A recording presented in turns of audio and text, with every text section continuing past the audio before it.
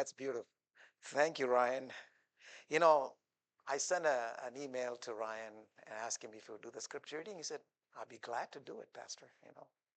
It's really great to see that uh, young men like uh, Ryan is involved and active in our church, and I praise God for that. Um, Now, before we begin, I would like to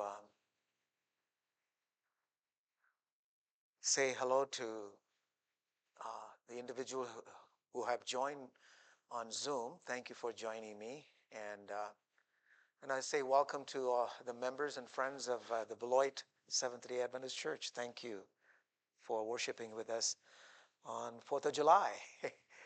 um, we are going to talk about authentic freedom. Freedom is a deeply compelling topic because so many people spend their lives pursuing freedom. For some, it means national freedom. Today, the United States of America celebrates a historic milestone, 250 years of national freedom. Let me briefly share how America won its independence from England, from Great Britain. In the early 1770s, more colonists became convinced that the British Parliament intended to take away their freedom in America. Great Britain heavily taxed its 13 North American colonies on everyday goods such as sugar and tea to recover costs from the French and Indian wars. Because the colonists in America had no voice or representation in Parliament in England, they rallied around the cry, "No taxation without representation in Parliament."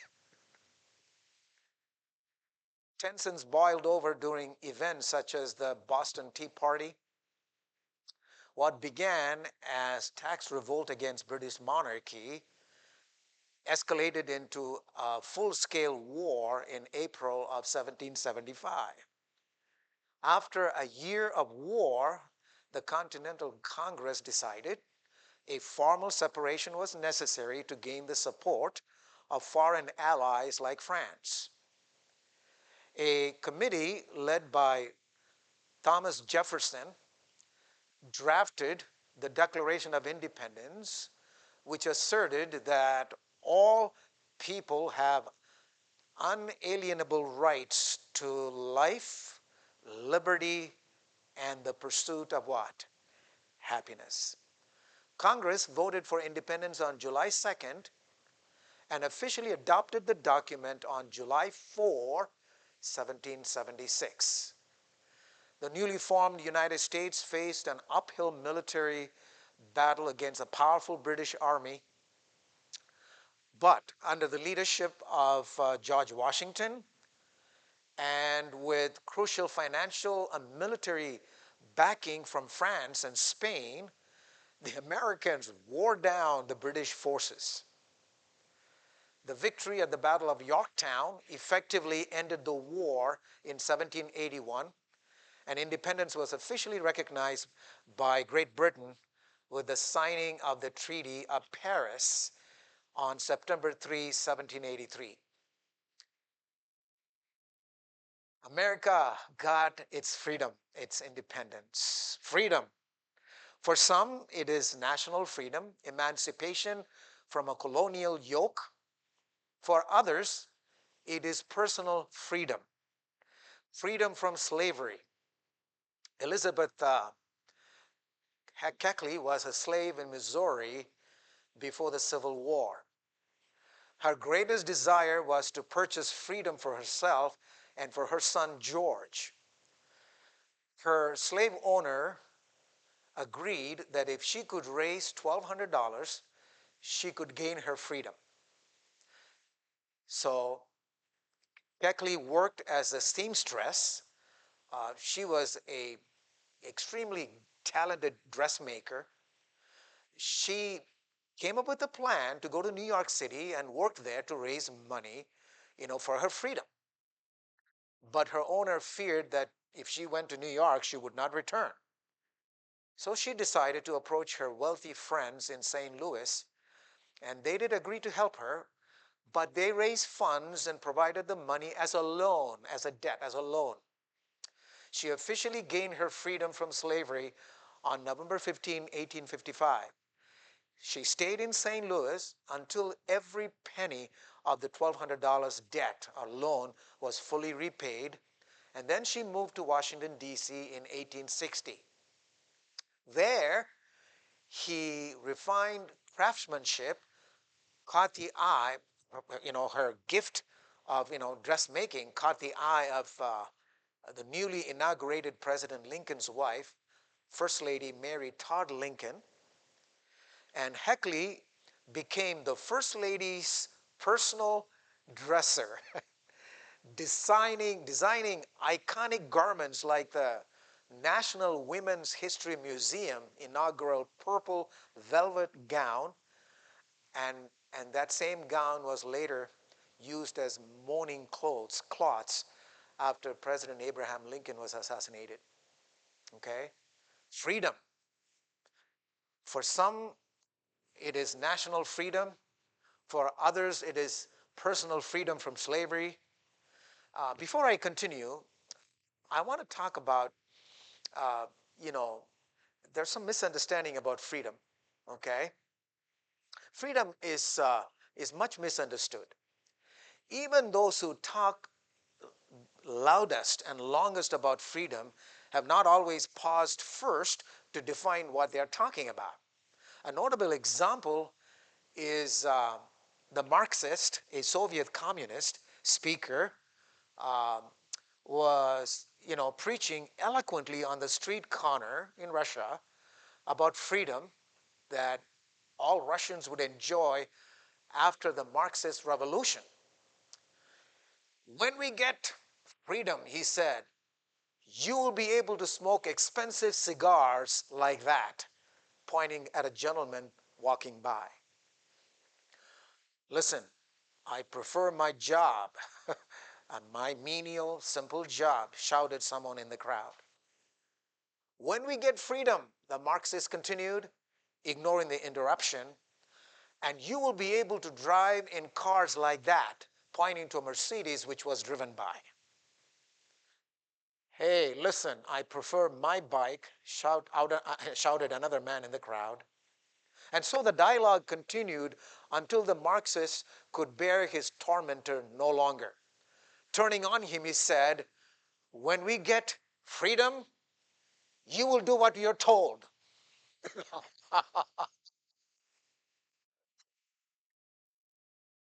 While communism promised freedom, meaning a classless utopia and the empowerment of the working class, it, it ultimately resulted in totalitarian dictatorships. The expansion of communist states like Russia, China, Vietnam, and Cuba created devastating economic failures and millions of casualties and betrayal of innocent people. Okay? In the Mariners Museum in Newport News, Virginia, there is a special display for a rickety homemade aluminum kayak. Now, this tiny makeshift boat seems odd, out of place in the midst of displays, in the museum for impressive Navy vessels and artifacts from significant battles on the sea.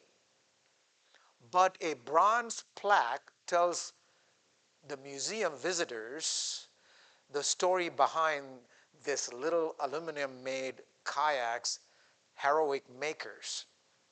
Listen to the story. In 1966, an, an auto mechanic named um, Larino and his wife Consuelo decided they could no longer live under the oppression of Cuba's totalitarian regime. After spending months collecting scrap metal, They pieced together a boat just barely big enough for two small people.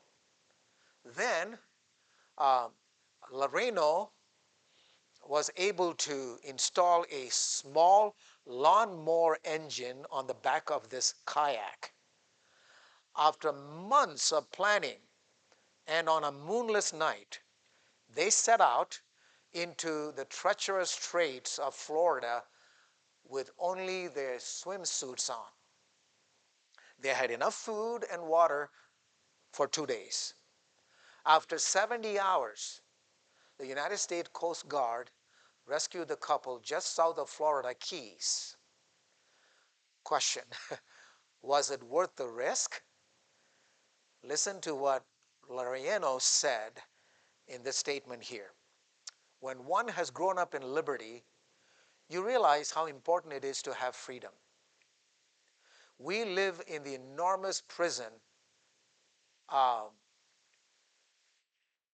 we live in enormous prison, which is Cuba, where one's life is not worth one crumb, where one goes out into the street, does not know whether or not one will return because the political police can arrest you without any warning and put you in prison. Before this could happen to us, we thought that going into the ocean and risking death or being eaten by sharks is a million times better than to stay suffering under political what? Oppression. Everyone in this world wants freedom. For some, it is national freedom. For others, it is personal freedom from slavery or political oppression and civil rights as they protest against racial or ethnic discrimination and demand the protection of minority opinions. Yet, others are preoccupied with the search for economic freedom, freedom from hunger, freedom from poverty, and freedom from unemployment. Now, before I continue, now here is another misunderstanding about freedom. Some people think that true authentic freedom means doing whatever you want, anywhere you want. Now let me put this statement on the, you may have it in your notes, I believe. True freedom is not the mere absence of rules, but the freedom to become who you are created to be. Let me repeat that. True freedom is not the mere absence of rules, but the freedom to become who you were created to be. Have you ever considered that God is the only being in the entire universe who enjoys perfect freedom? But then you can argue that he is not completely free. God cannot do whatever he wants. Did you know that? He's bound by his own law. The Bible tells us God cannot lie. He cannot tempt or be tempted. He cannot tolerate evil forever. Listen to, let me give you some other scriptures. Hebrews chapter 6, verse 18.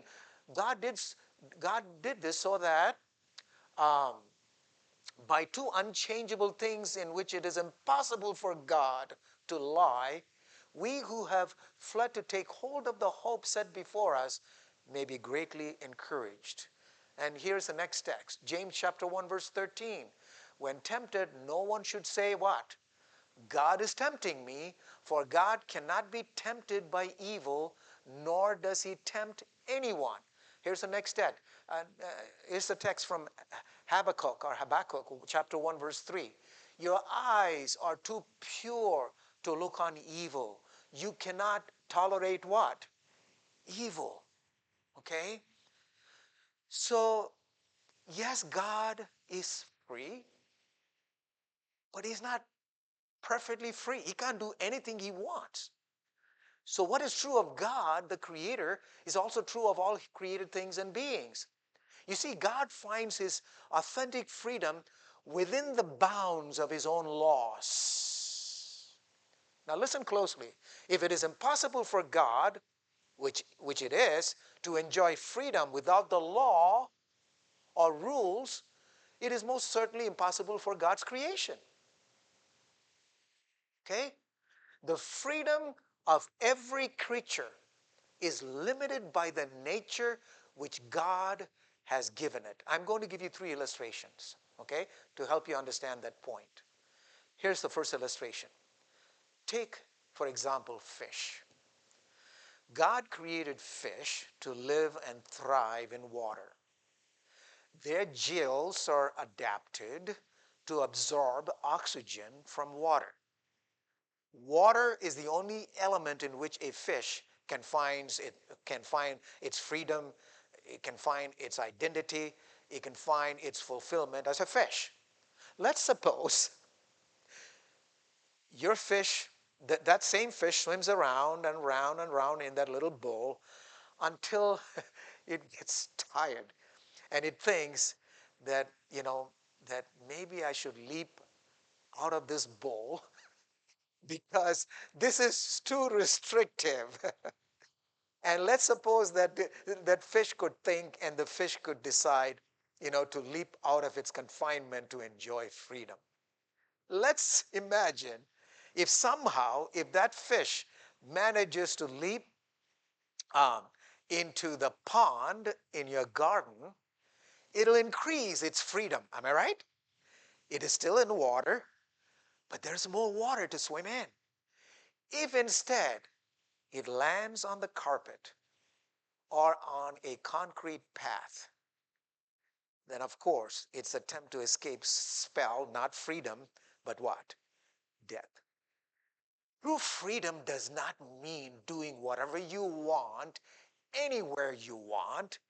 It means living in the environment and the parameters for which the Creator designed you. Now here's another illustration. Consider a game like golf or soccer.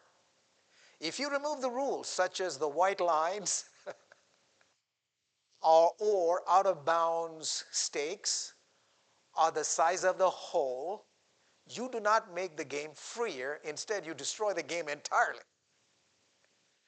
God's laws and boundaries are not restrictive prisons.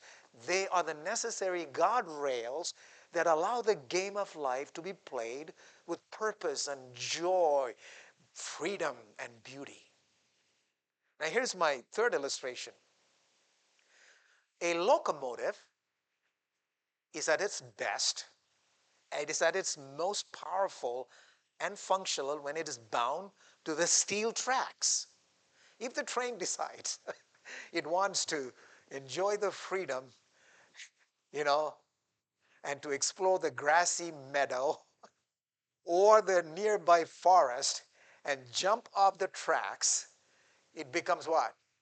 A useless, heavy piece of metal stuck in the mud.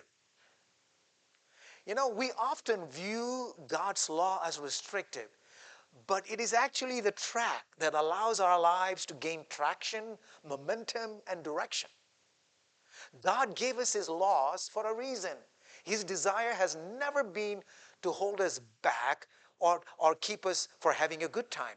God gave us His law because He knew that only in following His law we can enjoy freedom and safety. Yet, listen to this, yet most of the 19th century people were willing to listen to the voice of a person like the German philosopher Mark Steiner, who advocated for a radical form of individual freedom and autonomy.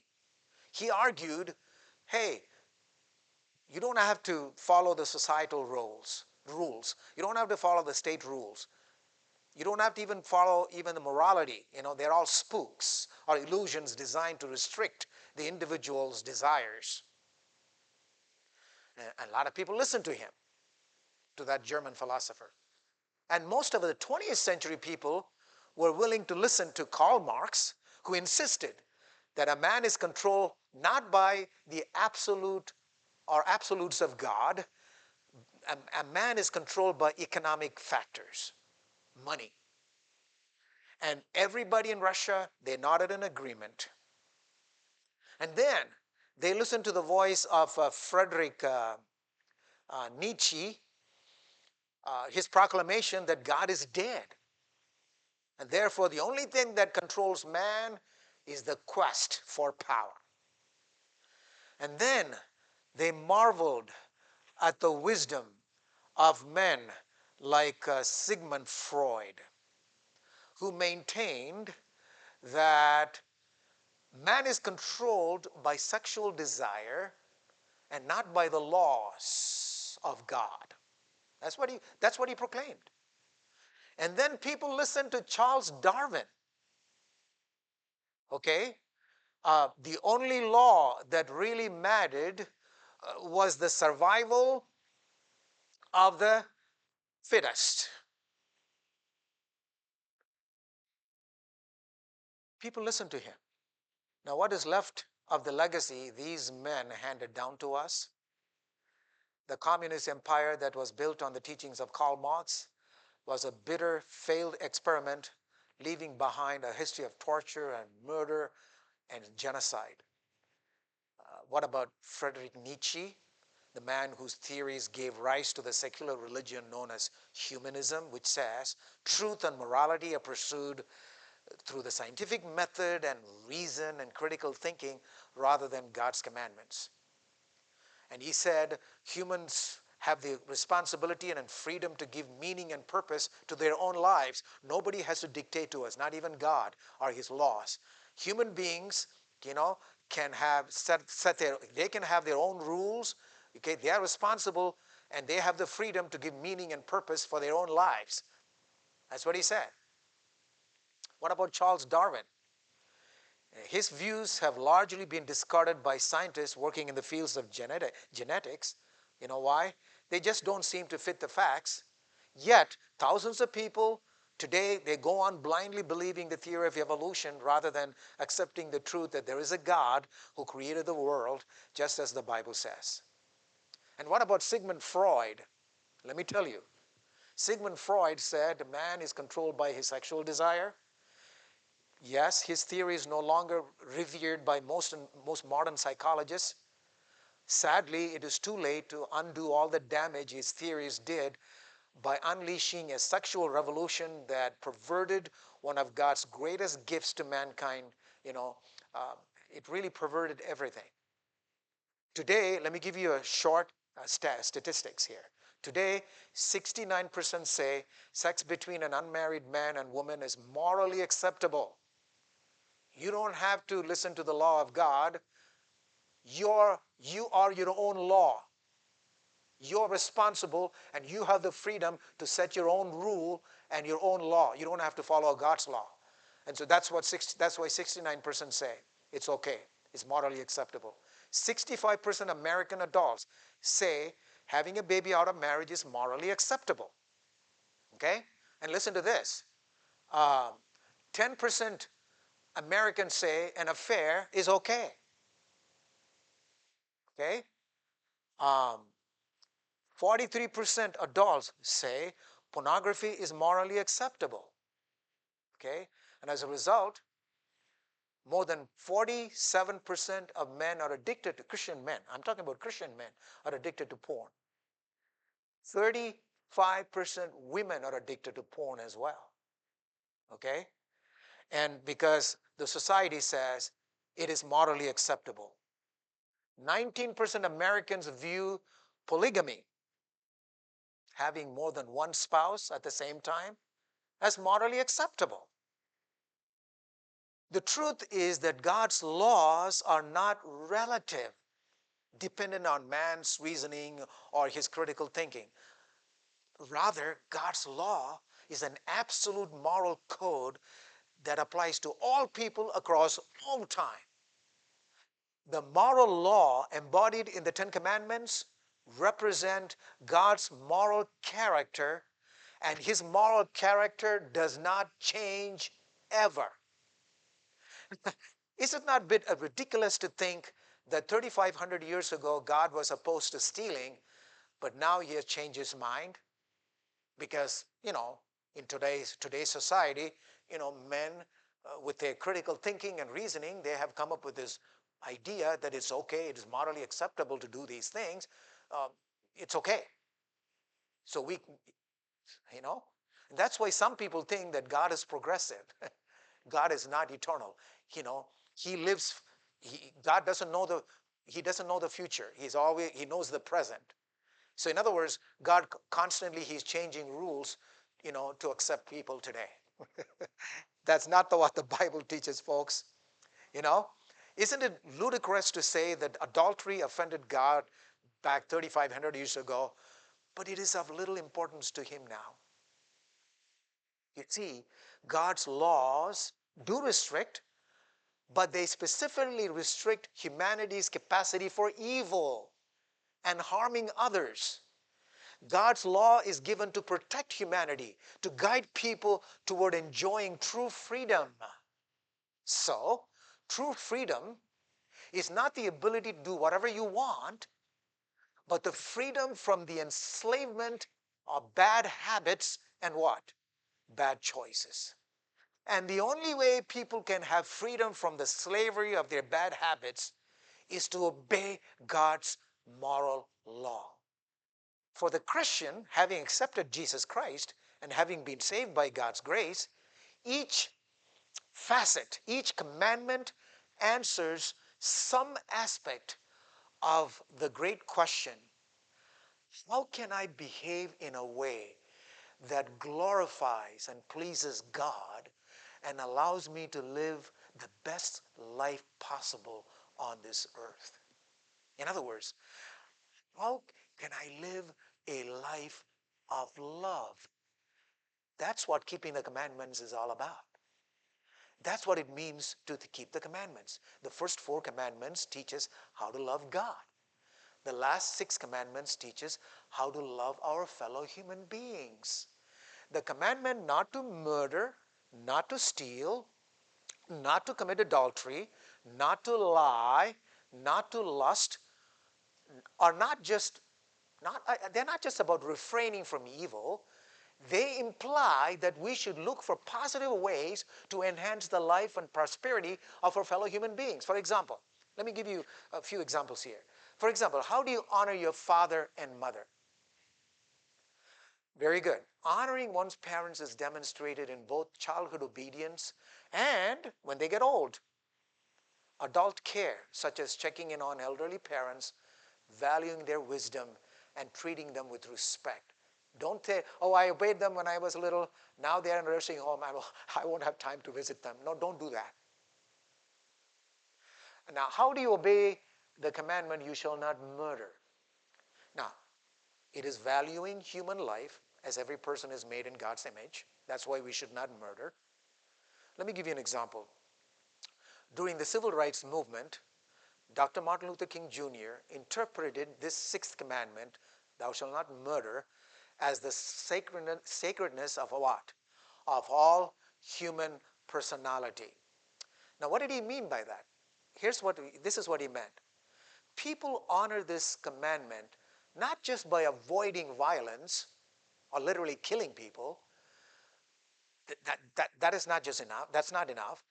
But by working for peace, defending the vulnerable, and letting love rather than anger or hatred shape their interaction with others. That's how you honor that 6th commandment, thou shalt not what? Murder. It is not enough, to say to yourself, I'm not going to kill anybody. No. You're going to look for ways. You're going to work for peace. You're going to defend the vulnerable. You're going to let your love shine, from your heart, to others in your interaction with others. Now, one more commandment. How do you obey the commandment, you shall not steal? Consider the life of Corrie ten Boom, whose family sacrificed their safety and their possessions to hide Jewish refugees during World War II. True obedience to this commandment means not only refraining from theft or fraud, but also practicing radical generosity, strictly paying fair wages, and being responsible for what belongs to others. It is in loving others that we find joy, fulfillment, and true freedom. Okay? The reason for this is that God is love. The reason we find authentic freedom in loving others is because God is love. The essence of God's nature is love. God can do nothing but love. Even when He chastises us, He does it in the context of what? Love. So when God made us in His own image, remember, we are made in the image of God. And if the essence of God's nature is love, and if we are made in the image of God, then we are supposed to what? Love. God has given us the capacity to love as He loves us. Is it any wonder that God's two great commandments are to love Him with all our heart and to love our fellow human beings as we love ourselves? Do you love yourself? Oh, you will love yourself when you look not good, so good. You will love yourself when you look good. You love yourself, when you're feeling miserable. You'll still love yourself when you're happy. And that's how we should love other people. Let me tell you, folks, Jesus said in John 13, verse 35, by this all men and women in this world know that you are my disciples, if you what? Love one another. May I say this, if mankind has responded to God's love, to this one teaching of Christ, that we should love each other, and allowed God's love flow from them in practical and real ways to other people, think of the billions of innocent lives that could have been spared throughout the ages in all our wars and conflict. Putin claims that he really loved Ukrainian people before he invaded them. Look at what he has done to that country. Hmm? And to his own people too. There's an estimation that is about over 500,000, Russian soldiers have lost their lives. And of course, 2 million of the Ukrainians, had to vacate this country, they had to run away during the war. And of course, they lost thousands and thousands of people. Imagine how many millions of these lives could have been spared if Putin would have said, you know what, I'm going to love these people. Ukraine used to be part of Russia, he claims, but if it's part of Russia, I'm going to love these people. I'm not going to go kill them. I'm going to do whatever it takes, whatever he wanted. He could have gotten it through negotiation. Okay?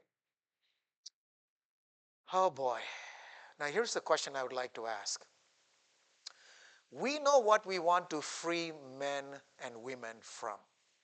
We know that. Yes, we want men and women to be free from a colonial yoke.